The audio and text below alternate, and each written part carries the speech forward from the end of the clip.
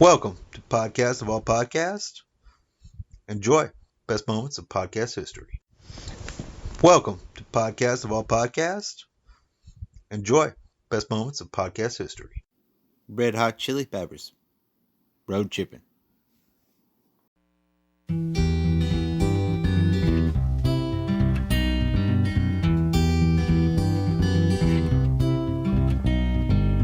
Road tripping with my two favorite allies. Fully loaded, we got snacks and supplies. It's time to leave this town, it's time to steal away. Let's go get lost anywhere in the USA. Let's go get lost, let's go get lost. Blue, you sit so pretty west of the one. Sparkle light with yellow icing, just a mirror for the sun. Just a mirror for the sun. Just a mirror for the sun. These smiling eyes are just a mirror for. So much has come before, those battles lost and won. This life is shining more forever in the sun. Now let us check our heads and let us check the surf. Staying high and tries more trouble than it's worth in the sun. Just a mirror for the sun. Just a mirror for the sun. These smiling eyes are just a mirror for.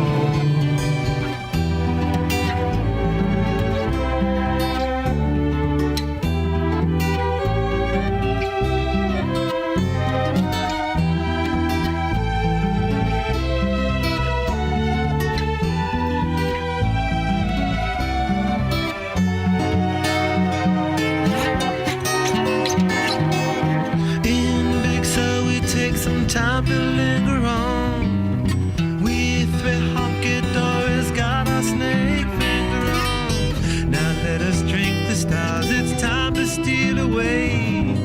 Let's go get lost right here in the USA. Let's go get lost, let's go get lost. Blue, you sit so pretty west of the one. Sparkle light with yellow icing, just a mirror for the sun. Just a mirror for the sun. Just a mirror for the sun.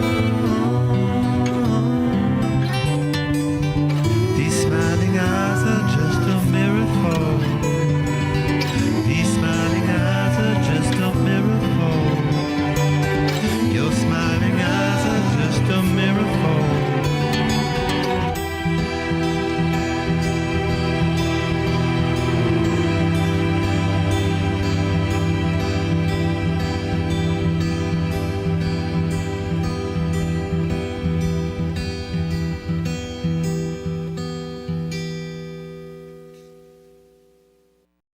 Chris Hardwick with Alan Arkin. If I don't pay any attention to the news, I'm fine. Right. We're living pretty much, except for going to the market, which my wife was not allowing me to do. Right. For the past 6 months, everything's pretty much the same way as it is. And I miss seeing my kids with their real faces. Right. You know, instead of looking, isn't it? If we're living in a backwards world right now, where if you go into a bank not wearing a mask, you get arrested. Oh, that's really funny. I never thought of it. Everything's backwards and upside down. We're living in a science fiction movie. It is. We are in our own dystopian future. This is a bizarre. Either that or it's a zombie movie, and the aliens are very, very small, and the enemy, we don't know whether they're alive or dead. We have no idea. We have an enemy that we don't know if it's a zombie movie. It is, or this is all a simulation, or we're living in some type of weird computer simulation, and that we completely lack the awareness. Well, I mean, if you study Eastern philosophy, that's without without the word computer. That's exactly what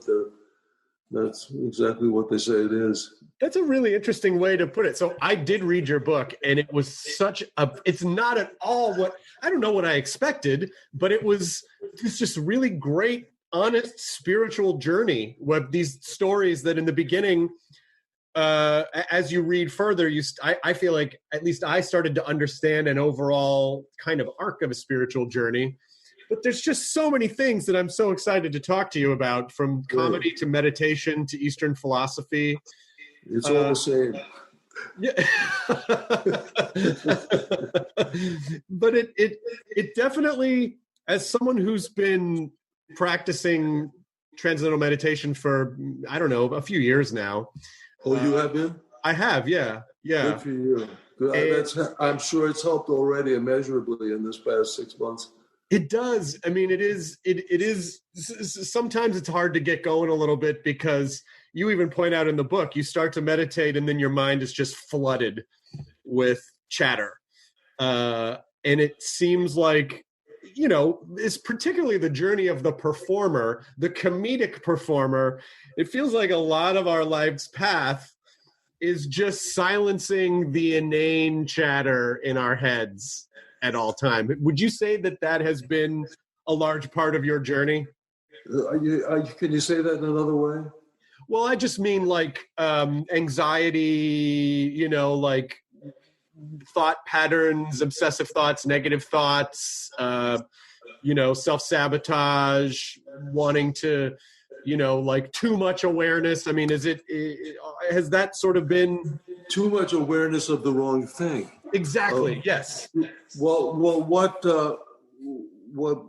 I've heard this from several. When I hear the same information from three completely disparate sources, I start thinking that, well, this may be something we ought to pay attention to. It's like looking three dots that give you the idea of what a circle is, and then you find the circle by connecting those three dots and going on, continuing in the arc. Does that make sense? Absolutely. But what I hear from what I have heard from many sources, I forget what the question is. I took such a detour. What I've heard from many sources is, this is it, is that 98% of the thoughts that you thought today are thoughts that you thought yesterday. That you're not having original thoughts come into your head. You're just hamster wheeling the same material that you did yesterday. And once you realize that, when you start paying attention to that, then what I had to do is I said, this is a nightmare. I got to get off this. And that was part of the thing that led me to this exploration, which continues now. Yeah, because it seems like when you were young, it started with therapy, and then it kind of transitioned into therapy, but also more Eastern philosophy and spirituality and meditation. But it seems like there was a constant journey inward, but it also felt like you were trying to dislodge something, like some level of discomfort with yourself, or some general discomfort, and sort of realizing, well, that's kind of a lifelong process. Yeah. Particularly if you start recognizing that what they say in all Eastern philosophy, that there was no beginning to all this, and there's not going to be any end, which is comforting if you believe it or if you know it. I mean, there's a difference between, I talk about that a lot in the book, there's a difference between belief and knowing something. Knowing something is actually experiencing something. Believing something is wanting for it to be true, and it isn't necessarily. Right. But I knew early on. How I knew it, I don't know, but I knew that there was something wrong with me, and it wasn't the world, it was me, and I had to fix it. There was a sense, once I got told by three people in my late 20s that I had to see a psychiatrist soon, I said, well, maybe after three people told me this, that maybe it's a good idea to run to somebody and find out what the hell's going on inside me.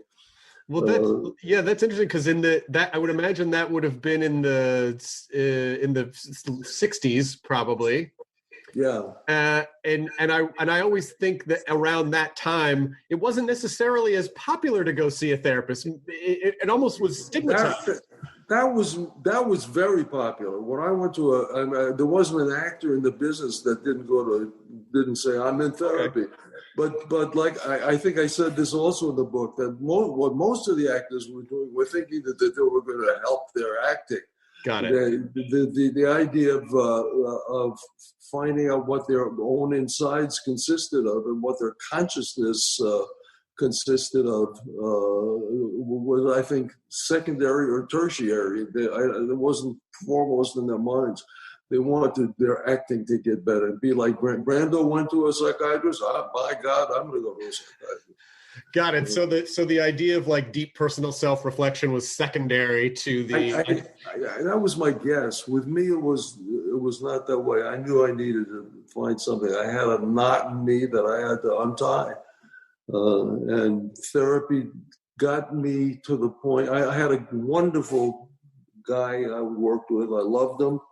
We became friends after I stopped working with him, but he could only take me so far. I started having experiences that he didn't understand. He just wasn't in his lexicon. And I knew I had to go up elsewhere. You mean experiences, and not to delve too personally, but since you talk about it in the book, and anything you don't want to talk about, just... No, if it's in the book, I might as well talk about it. I mean, sure. But were these experiences that were sort of more spiritual experiences that were difficult to explain, or was it just, did you felt like you had evolved to the type of therapy that you wanted to go from like a Freudian thing to something else? No, I got into events. I wasn't having, in quotes, spiritual or kind of miraculous experiences until somewhat after leaving him. But I did get in the zone frequently. I was so obsessed with acting that I got into the zone a lot. And I talk about the zone. Everybody talks about the zone now. I mean, you know what the zone is. Sure. Yeah. But I got and he asked me what that was, and I explained to him what that experience was. And he says there's a Freudian term for it. The zone was the most exalted experience anybody can have on this plane of existence, as far as I'm concerned. It's when athletes have it, I think, as frequently as anybody else on the planet. And when an athlete has the experience of being in the zone, time slows down so that the awareness, it gets enhanced, and your sense of, you become bilocated.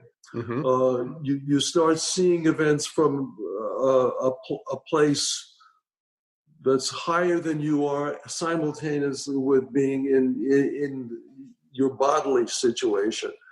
Everybody describes it almost exactly the same way, and I was having it on stage a lot. And it's like there's a better part of you that's yelling at you, go, yeah, everything's perfect, everything's fine, you're going to know.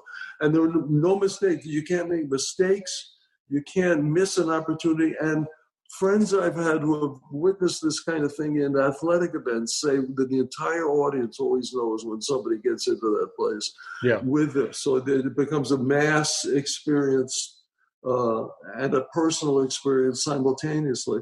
And I described it to my doctor, my therapist, and he said, there's a Freudian term for that. He was a Freudian. And I said, what is it? He said, it's regression in service of the ego.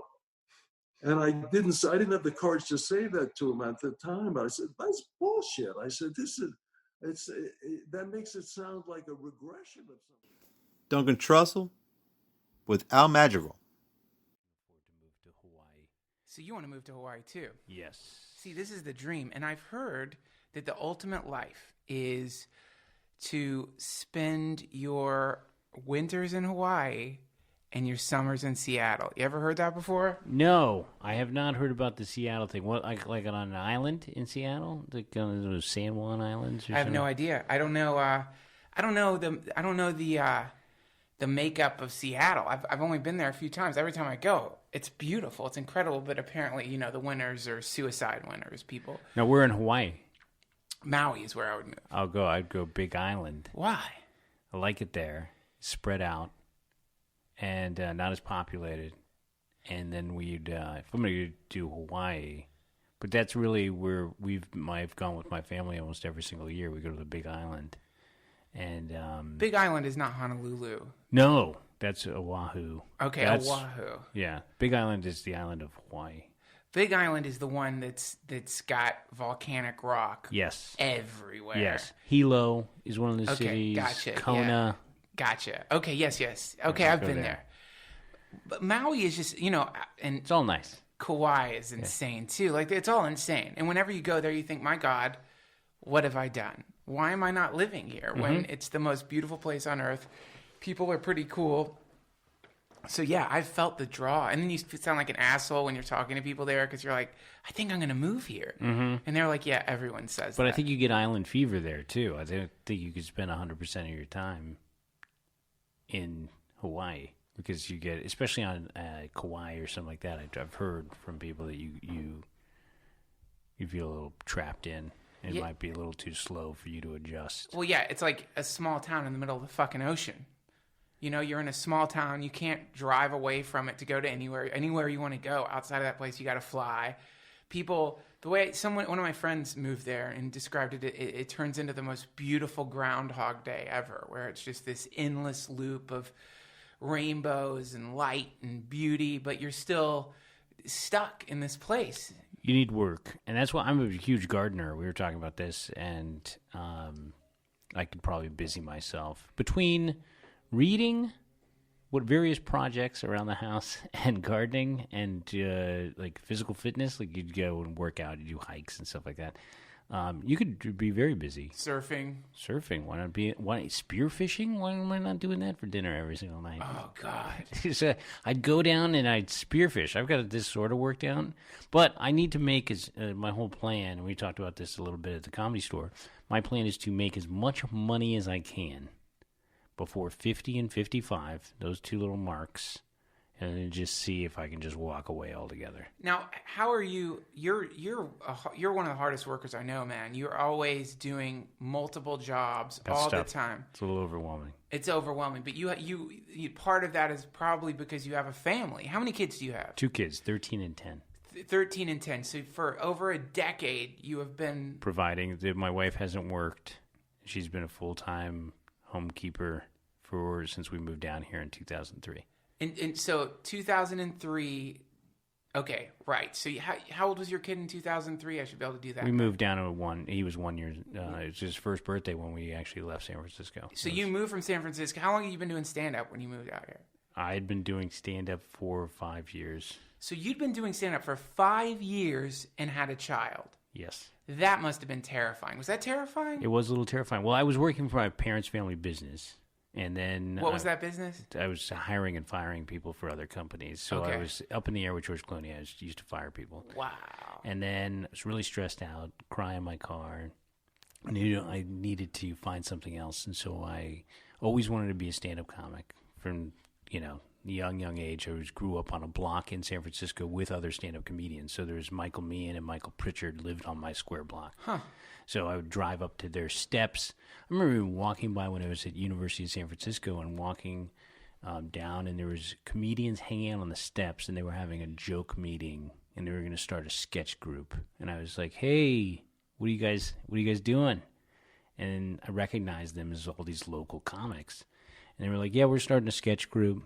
And I thought it was the coolest thing in the world. That was like the flashbulb moment where that started the... Well, I gave a speech in high school. I was the salutatorian of my high school class, and I killed. What is salutatorian? That's a step below valedictorian. I was a horrible, horrible, horrible student. Just the worst. Not sure how I was put through school.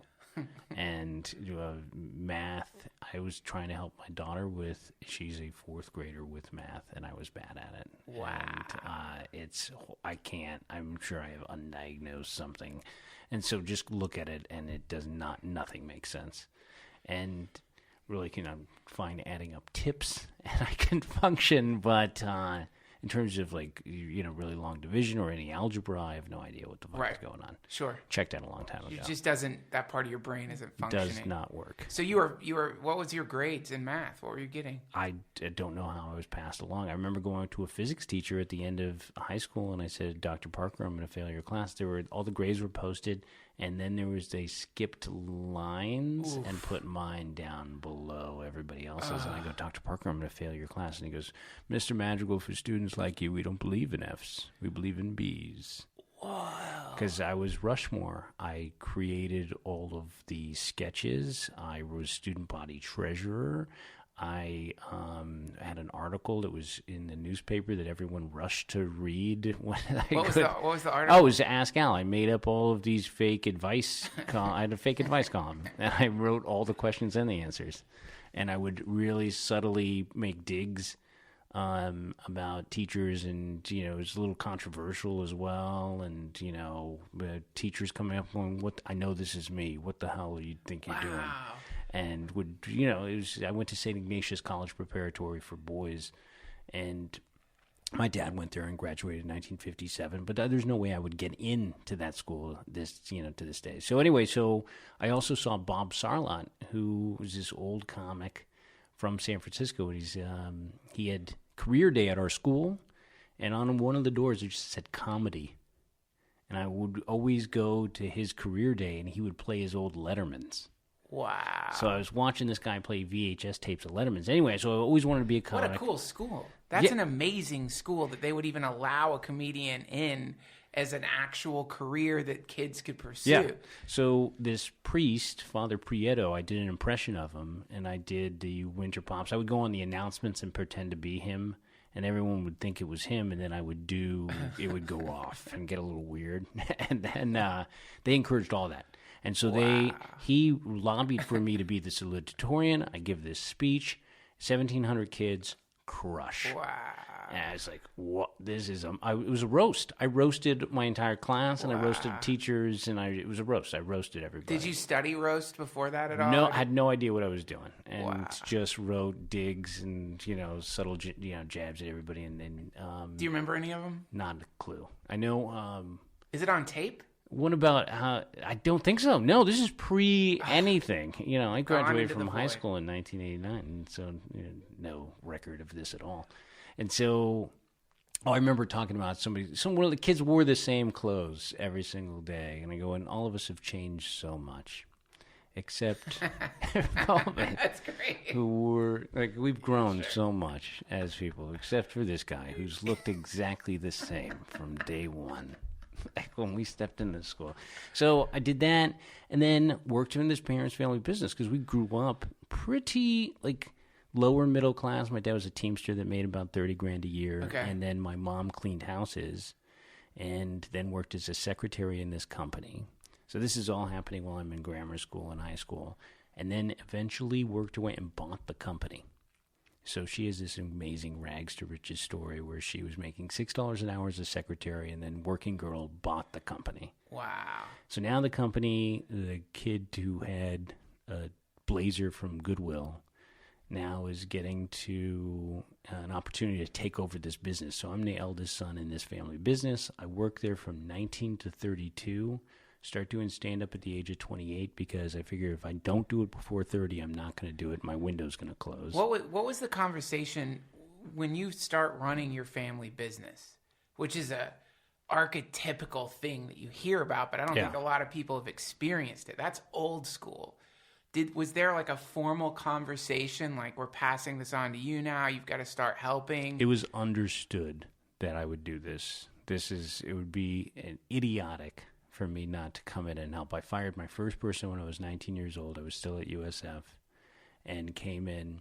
So the family business is firing people? We manage other people's problems. So I'm like a corporate fixer, like Michael Clayton for small businesses. And so if people were fighting, or if people were stealing, or if people were showing up late, we employed everyone to work there, but it was our responsibility. So I would come in and go, hey, how's it going, guys? I understand you had a little fist fight at the at lunch break today, huh? Wow. This is a Bill and Bert episode. Bill Burr and Bert Kreischer. Love y'all. '87 to 2004 when I was doing a weekend at Hilarities. And it was one of those weird weekends where New Year's was Wednesday, so then New Year's Day we just had off. Yeah. And then I had to finish out the weekend. So Jason Lawhead and all those guys were still working there.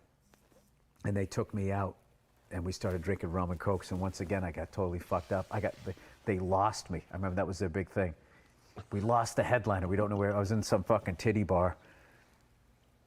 It was one of those weird titty bars. It was like a full bar, and they had a full menu. You could like eat a grilled cheese sandwich, and then there was some girl with like her titties out. Was it called Christie's? I don't remember. One of the best titty bars in the entire world is in Cleveland, called Christie's. Do they have now? They have locals there. Oh, fuck yes. Dude, this is the way to get you in. Whatever titty bar, it's like local talent. Oh, I need to hear the accent of the place that I'm at. If I can hear the accent, I fucking love it. I remember I got a lap dance in Christie's, and I actually told the girl to stop. I go, I think I'm cheating on my wife in this lap dance. And she was like, huh? I go, you need to stop. I'm going to go back to my friends. Yeah.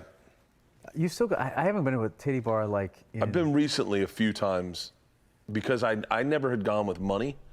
And I'm not saying but like I always went when you were a kid and you were like $100 was a lot of money. Like $200 was like a fucking dickload of money to spend. Now you come in as Travel Channel's Bert Kreischer? The last time I went to a strip club, I went with a bunch of this big showrunner. His son and all his friends were living in New Orleans, and they came to my show, and they were really impressed. Like they'd never been to a theater show. They'd never seen comedy like this. This guy's dad's one of the biggest showrunners in Hollywood.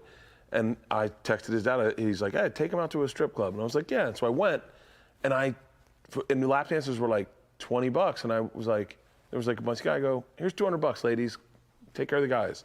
And all the girls just hung out with them and like sat on their laps. And $200 wasn't a ton of money for me. And I went, oh, this is fucking fun. Like to make sure everyone's having a good time. I didn't get any lap dances. I just drank and talked. And these kids were like, college kids were like, dude, this is the most amazing night of my life. And you're like, it was $20. I gave the girl $20. It was so much fucking fun to be the Hugh Hefner of the club as opposed to the degenerate who's like, one more lap dance. Can I get one for 15? You know? I used to go to this one with a couple buddies of mine, literally just to drink, because it was a cool place to drink. And we would stay up at the bar. Best. We'd stay up the bar, and when the women would come out, we'd go over and we'd just put money on the table, and then we would just go back up and we would fucking argue sports and everything. It was fucking, we used to call them board meetings. So we would go there. How great is this? Well, because we would go there and no one would bug us. Yeah. That's what we would do. So this was like, I don't know, like 7-8 years ago. And we would go over there and we would hang up at the bar or whatever, and we would literally just sit there and tell stories about doing stand-up and laugh at. But we always made sure that we took care of the women that gave the money, but when we go back to the bar, so it was like, and that was a fun one, because that one was just topless, and I always found that one's more like a party, whereas full nude was always just like serial killer, creepy, fucking whatever, but like the topless one, that was actually a fun one, but like. The last lap dance I got was very recent at the end of this last tour we did for the Body Shots tour. My bus driver is a big strip club guy, and he wanted to go to a strip club really bad. How old is he? My age, Ron, black dude, the funniest guy in the fucking world. I love being around him. He makes me giggle. I don't get because it's such a jerk off. It's like you're not getting laid. But it's for like, what is the point? Not to speak. This is gonna. I mean, just I don't know if I'll say it. But for black dudes going to a strip club is a different experience. It's like for him it was like a fucking night out. It was like this. Oh yeah, like Atlanta, it's like a party. Like the black club was a party. Yeah. The white one. I remember this chick down there said, she goes, white clubs, man. Those things are. It's like all creepy and shit in there. I was like, yeah. We had so much. I don't know what kind of creepy. We went in. I took out $1,000, and I said, I just gave it. I said, passed around to all the guys who were with, all my openers with us. Guy from Australia was with us. Very funny comedian. You're really baller Bert, aren't you? Oh, and I gave everyone money, and I said, I want everyone to have a great time. It was the end of the tour. It was the last night of the tour. So I said, we took them out. I take care of all the drinks, gave everyone money, and at the end of the night, this girl comes up. Oh, Bill, I had the best lap dance I've ever had in my life. When I walked in, I knew that the owner of the club had been at my show, right? That's how we got back there. What was it? You didn't get any makeup on your pants? No, 2 best lap dances I've ever had in my life. So the first one is, I go in and a girl's leaving, and she goes, "Oh, I'm like a huge fan," and I went, "Oh, thanks." And she's in street clothes. She's in street clothes. Hold on. That's she's too in weird, street man. clothes. She's in street clothes. I'm going to give you a lap dance because of your credits. She's in street clothes. And I say to her, she goes, "I wish I had known you were coming in. I would have just worked longer." And I was like, "Yeah." And she was like, okay, it was great meeting you. And I said, can I just say something? I said, one of the lap dances I've always wanted is a person in street clothes to give me a lap dance. Like jeans and shoes with socks with a coat on. Was that true? Or you just 100%. Because it's what I want. It's like what you want your wife to do is to come home and give. You know what I mean? It's like a regular person doing it as opposed to a person in lingerie. So she says. So she goes, "Really?" And I said, "I'll tell you what. Before you leave, stop picking on me." I go, "Here, let's get a lap. I'd love to get a lap dance from you, but I want to see you take off your street clothes." She was like, "Okay," and she like goes in and she like sits down and takes off her shoes. I'm just picturing Mr. Rogers. It was the funniest lap dance I've ever had. She's like, she had the mark from her belt in her stomach. It was the greatest fucking lap dance. That was and then I was like, that's the only one I'll get. I just wanted to do it for fun, right? I overtipped the girl. And then the end of the night, the one girl comes up to me and she goes, "Can I give you a dance?" And she hadn't been getting a lot of dances at night, and I felt bad. And I said, "Yeah, sure." Oh, we used to strip club go with the heart of gold. We go back to the thing, and I said, it's like Charlie Brown Christmas tree. I said, "So I don't know anything about the rules. Just so you know, like I'm married. I'm not gonna touch you or anything." And she goes, "Oh no." That's the worst when you're trying to be I don't usually go to these. My friends wanted to go to this. No, I was trying to be like kind to go, like I'm not a dog. I'm not gonna be fucking groping you. You were trying to be the creep with the heart of gold. She said, "Oh no. The managers told me who you are." And I went, "What do you mean?" She said, "They said you can do anything." And I said, "Anything?" She goes, "Anything. I mean, there's no rules for you." And I went, "Cool." And I FaceTime my buddy Cowhead in Tampa, the DJ, Mike Calta. I FaceTime, I go, "Can he watch?" She goes, "Sure." And I FaceTime Calta. He didn't answer the phone. I go, "I'm out. I'm done." The only fun would be to be in a strip club and FaceTime your friend and be like, "Hey man, I'm getting a lap dance." At 2 in the morning, it's time. Oh, now I want to go to a fucking strip club and have fucking White Russians. Yeah, I'm just not. Yeah. And you're just saying never again. What? Go on. I mean, dude, I'm a creep. I'm 51 years old. Just shake it up. I'm just gonna keep it young. Stay young at heart. I go in there. I go, somebody's daughter. I'm that age, dude. I'm that age. I can't do it. They don't know their dad. I'm not saying I'm a good person, but there's just I don't know. But we're different men in the fact that I remember telling you one time that I had lied to my daughters until they were 13 and 11 about Santa, and you're like, "What the fuck?" And I was it's the level that you took it to. I took it hardcore. You had like video and you dressed up like him and stuff. Yeah. Like, dude, like the level of lying that was just like. It's so much fun. It was so much fun. Dude, Oprah Winfrey should have interviewed you after that. Dude, being Santa Claus. We're doing Lance Armstrong and then Bert Kreischer. I want you to see the look on my daughter's face. By the way, hold on one second. I just found this video the other day. Look at this video of my daughter. Ready? This is my daughter seeing that Santa had left a trampoline. Okay? This is Georgia. Look at her face.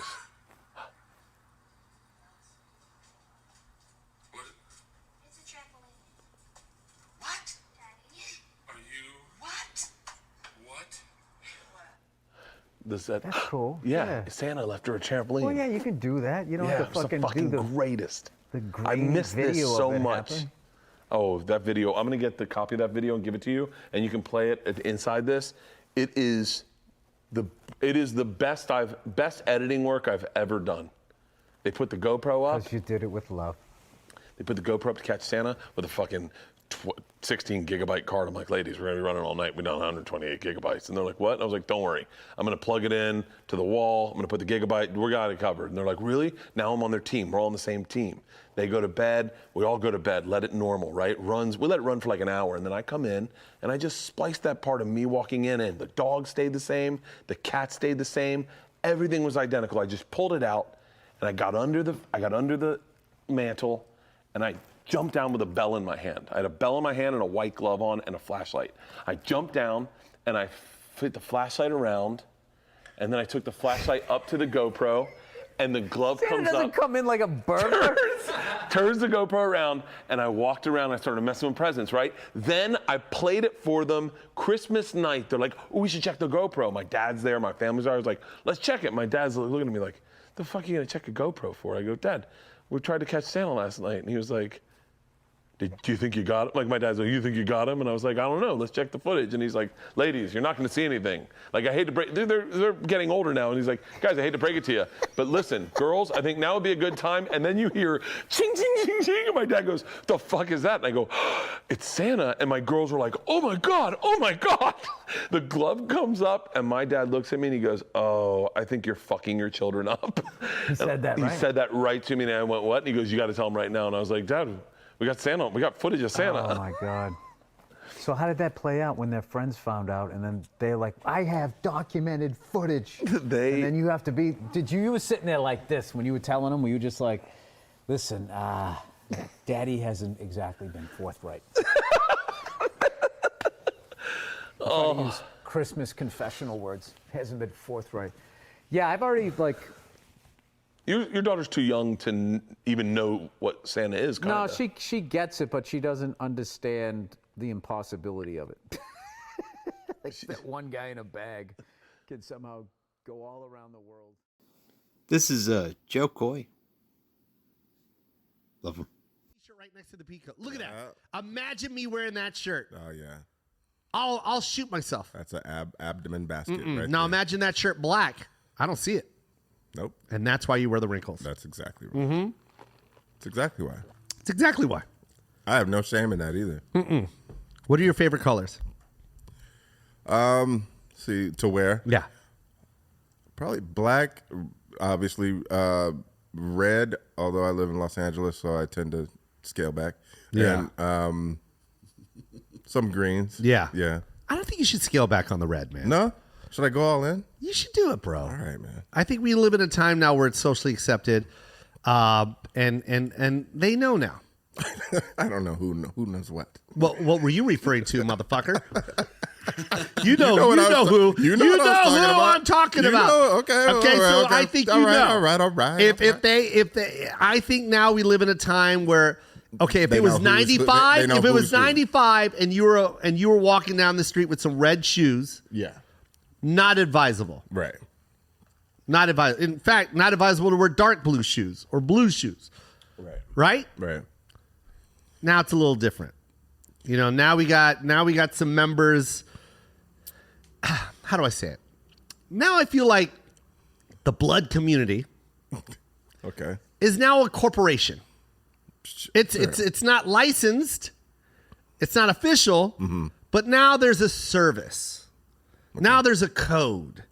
Now there's guys that are like, we're not really jumped in, but since I'm really rich, I'm affiliated. Yeah. Well, that is definitely true. And we will and then they're like, oh, we'll take care of you. Yeah. Just put us on the payroll. For sure. And we'll make you a certified blood. Yeah, I know that's happening. Oh, a lot Yeah. has happened. There's guys throwing up signs. There's cats. I'm like, hey, man, you tell jokes. Stop. Yeah, take it easy. Pump the brakes, my guy. Yeah. Slow down. You're from Iowa. You're from Iowa. Hey, to each their own. It's but be very careful. Yeah. You dance at that party, fights break out. Mm-hmm. You know what I mean? You choose your environment, and you better be careful, my guy. For sure. It's not to be fucked with. Yeah, it's a crazy life, and everyone loves gangsters, bro. Yeah. We're infatuated with it. The reason why is because we would never want to do that. What? We often think about it. Kanye said it in a song. I thought about murdering you today. Right.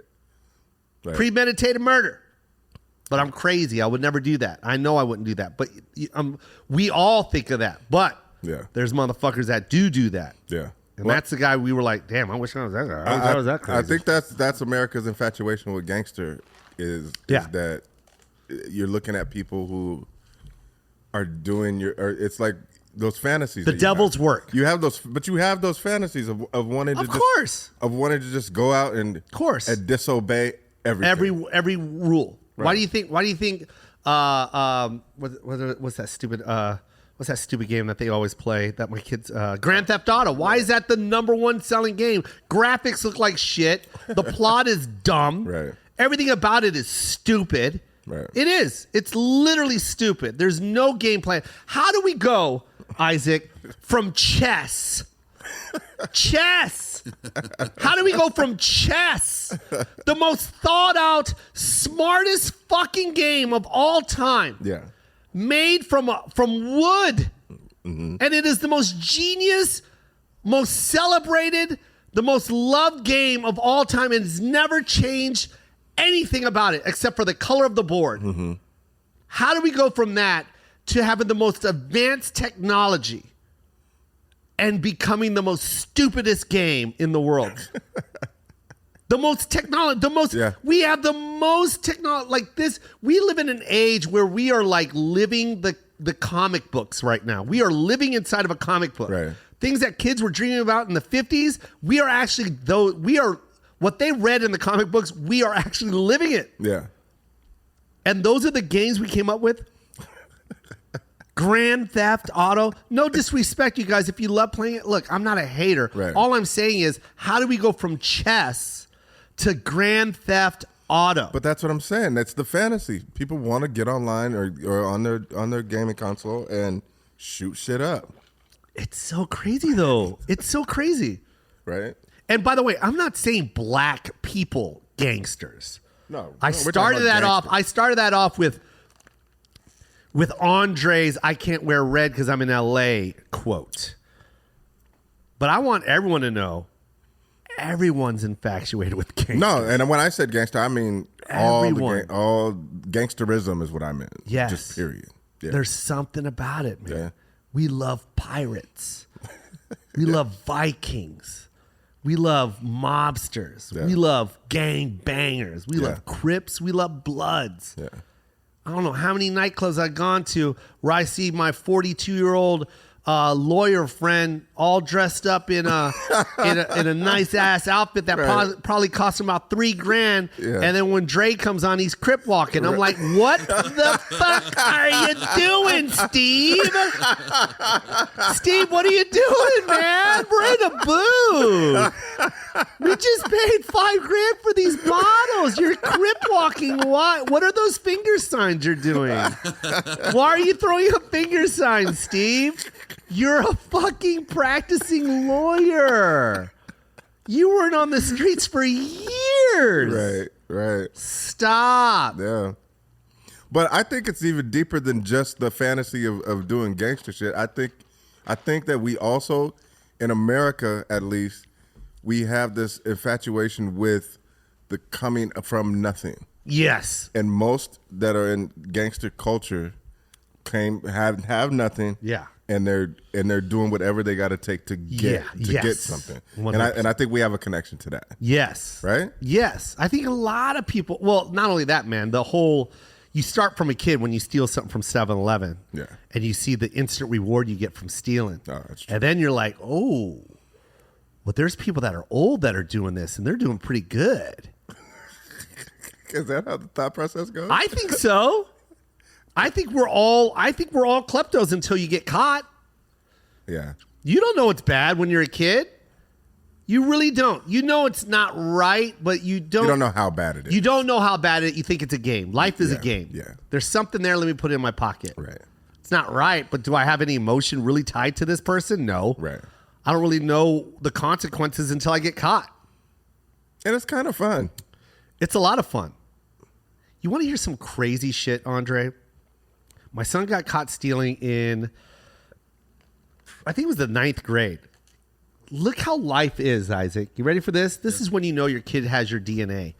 Got caught stealing polo at a department store. Did it in the dressing room. I did the same fucking thing at the same age. Wow. And it was polo. I stole a polo rugby shirt. No way. At a department store. Nordstrom's. In Tacoma Boulevard. Mm-hmm. What was that name? Tacoma Mall. Yeah. Yeah, Nordstrom. Took a polo rugby. The one that's in my yearbook. Did you get caught? No, I didn't get caught. He doesn't have your DNA. He doesn't have my DNA. Daddy was a lot broke, too. This motherfucker did not need to steal. That's the first thing I said to the guy. I was the officer that got him. I was like, this kid could have bought it. He has a debit card with money on it. I don't know what he's doing. Right. And then, of course, he was like, they're kids, you know, and he got it. And then that's that starting point. Yeah. And that's that fork in the road where now you got to make the decision. Mm-hmm. You got caught. Some kids are like, yeah, and I'm going to keep getting caught. Right. That was fun. And then there's some kids like, I don't ever want to get caught again. Right. That's what it is. And that's what it is. And that's the crossroads right there. Yeah. But that infatuation with gangsters is crazy. I'm going to ask Isaac first. Isaac. Yo. Do you love what's his name? Scarface, that movie. Absolutely. And you too, right? Absolutely. I am the one guy that fucking hates that movie. You hate the movie. I hate it. I never liked it in the 70s when I was a kid. I didn't like it in the 80s. When did it come out? Did it come out in the 70s? Let's find out. It had to, because I remember, I think my parents are the ones that loved it. I think it's like 1980, maybe 81. But yeah, you don't like the movie as a cinematic feature, or you don't like? I hated everything about it. I hated the idea of it. Really? I hated everything about that movie. It didn't. But you got to remember, I knew I wanted to be a comic when I was like 5, so I was in love with stand up. Like I loved comedies. Like, you know what I mean? I don't know what it was, but like when someone would put that on, I was extremely bored. Yeah. Didn't get it, and then all of a sudden, because that was it was 83. Okay, so it was like I was like 12 or something like that. Right. I just remember being a kid and hating it because everyone was talking about it. So, and then the movie took place in the 70s, though, right? Yeah. Yeah. So then I was like, because that was that era. So this is John Popper from Blues Traveler. The sound is shitty, but great story. I enjoy it.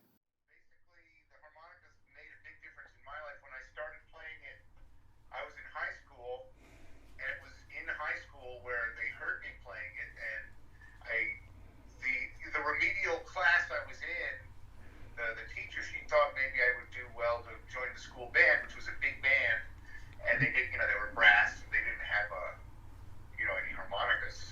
So the guy gave me a trumpet, and sort of sent me off to be first, fourth trumpet in the beginner band. And they're playing She Blinded Me with Science one day, and I had the harmonica. I had 3 keys, and luckily I had the right key to play a nice Dorian blues kind of thing, a third position on She Blinded Me with Science. And I was he was going around the room for solos, and I held the harmonica up, kind of joking. I was serious, but he thought I was joking. And he said, yeah, go ahead, try it. And at that moment, it was kind of like, when Babe Ruth hit the ball out of the park. The next day, I never had to touch my trumpet again. And the next day, I was in the first string band, and the principal's showing up. And suddenly everybody knew who I was, and it just kind of started there. I was the harmonica guy in high school, and I really had terrible prospects as far as grades were going. I didn't believe in homework, it was a philosophical issue. And so, they were looking for a situation, I think, at my school as much as I was, what to do with me. And I ran on a summer program, I ran into a guy named Arnie Lawrence, who's been a saxophone player he's backed up, everybody from Count Basie to the Rolling Stones. He was on the Tonight Show band in the 60s when Johnny Carson was on it. So he's like a session guy, and he started this school program at the New School for Social Research. And it was because it was so new, they weren't looking for curriculum. Because, the dean is looking at my straight S and going, I don't know, but I had a harmonica in my pocket and I played for the guy. And that got me into the New School. And really what the New School wasn't so much a scholastic opportunity, but a chance for me to, technically be going to school so I could get my parents to pay the bills, which was, you really needed that, especially at that age. But it also got me exposed to so many really incredible musicians. And it was before a curriculum could be formed. So that New School experience was an amazing thing. Meanwhile, my band, they were a grade below me, so I would go home on weekends and we'd practice and write songs, and they'd come in on the weekends when they could.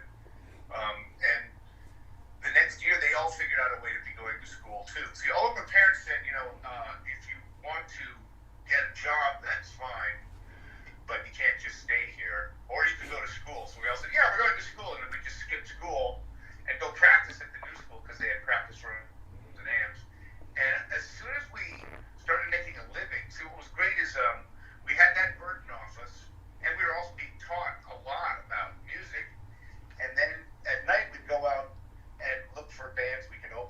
or try and get into playing situations. And you learned how to sell booze and get people dancing and a lot of real practical things you need to be in a band. And it was this wonderful combination of both. So it was get taught by day and go out and try it out at night. And it was this wonderful time. And it was at a time in New York City when they repealed the cabaret law. So suddenly, the cabaret law was no more than 4 musicians could play without a cabaret permit. They established it in the 60s, I think, for noise reduction, because they were tired of horns blowing everybody up at 2 in the morning.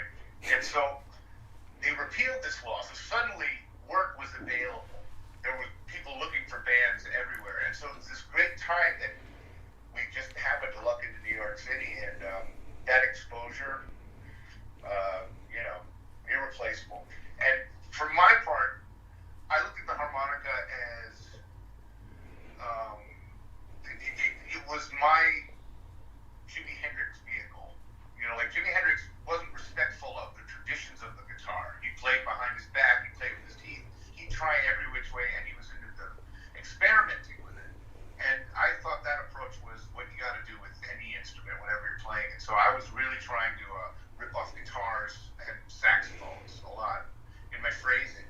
And that's what I learned at the New School with Arnie Lawrence, was that it's the phrasing that really is, before that I was soloing, like play a scale, then I play another scale. And you think it's just scales, but really what you want to work in is phrasing of a melody. And that is like using words to tell a story.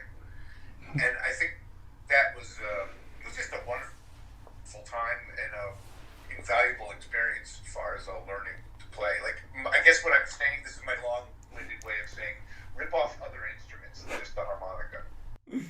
Yeah, that's something that I think really comes across with your playing and with the bands you play with as well. So, I mean, I don't know what you'd if you would class Blues Traveler as a jam band or whatever, but I mean, when I usually talk to harmonica players, most of the time you're talking to straight up blues guys. That's kind of what most of us do.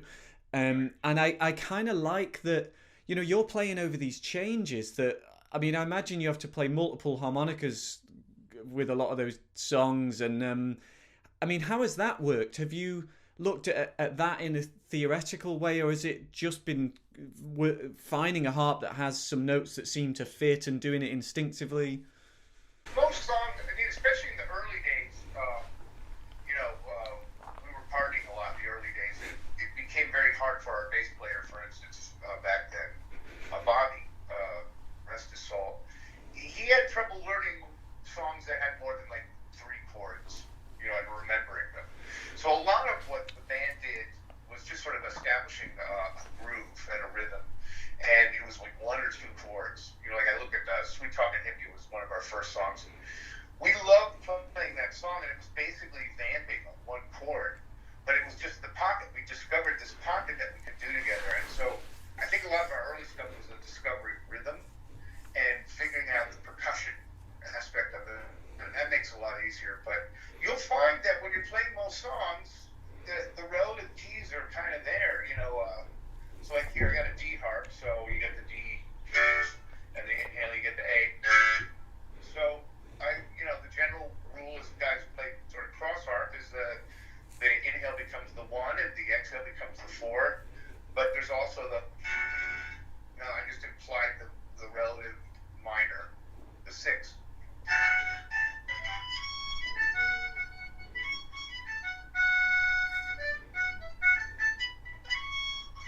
But you can also do, I remember there's a song we did where I needed that flat 3 chord to be really big, so I figured out I think it's a Phrygian scale or something like that.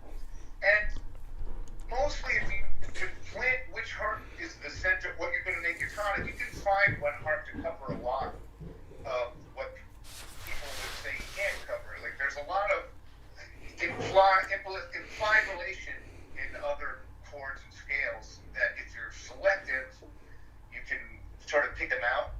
But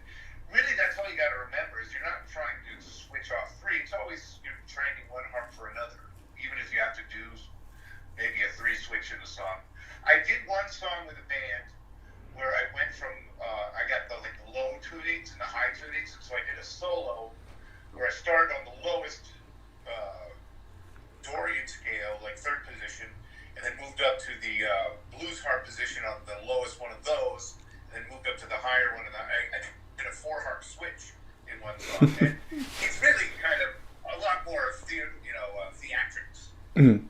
It's not that hard to do. Because, again, the great thing about a harp is as long as you get it in your face, you're going to have a lot of dexterity to jump. So it's really just switching in between the phrase. Mhm. And, it's pretty easy. So going back to the kind of early days for you, I was speaking to Rob Paparazzi I spoke to the other day, and he was saying that he was judging I think it was a Hohner competition or something, and he had to listen to hundreds of these things, and he said they're all crap, but then he said there were about 3 that were pretty good, and yours was one of them, but you were a teenager at the time, and you'd sent this tape in or something. I forgot I did that. Yeah, I think it was when I was in high school. The first guy I heard who went up high on the harp like I usually do is Sugar Blue. Mm. I was in high school and a friend of mine told me about him, and they said, "Oh, he's the guy who did Miss You with the Rolling Stones." And I went and heard that, and at the time, I never heard a harp take a lead like that. I mean, Paul Butterfield was the first guy I heard who really like rock and roll harmonica because he took it like a lead guitar. Thank you, folks, for listening. Tune in next week for more podcasts of all podcasts. Please donate if you can. Enjoy.